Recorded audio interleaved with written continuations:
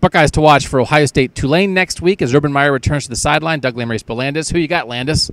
Center Michael Jordan. The snaps were poor against TCU. Very inconsistent, very low.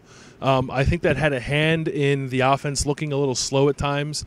And some people were making points about this, like when the snap is low and it takes just even a half a second for Dwayne Haskins to adjust to a low snap and then set his feet, that throws off the timing in the passing game. And I'm not laying whatever struggles the offense might have had, and they really didn't have any. They had 520 yards and 40 points.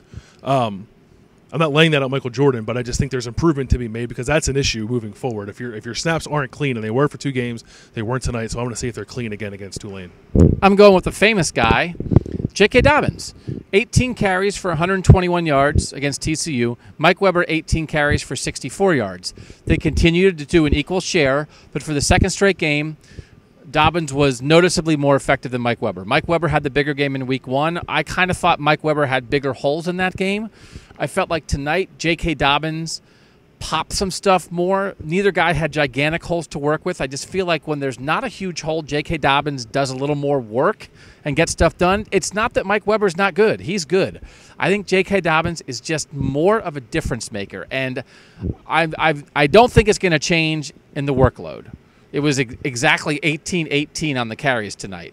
But I think this was a reminder to me, J.K. Dobbins is the better back, and that's okay. Like, it's not a slight of anybody, but I think people were really impressed with Mike Weber in week 1. And maybe like, oh, man, is Mike Weber faster than J.K. Dobbins? Is he? I think J.K. Dobbins is your guy. I really think he's your guy. And so I'm curious to see how it looks against Tulane. It's going to influence what they do against Penn State. And maybe if there is a consistent thing where over time J.K. Dobbins is more effective, then maybe it's not so 50-50.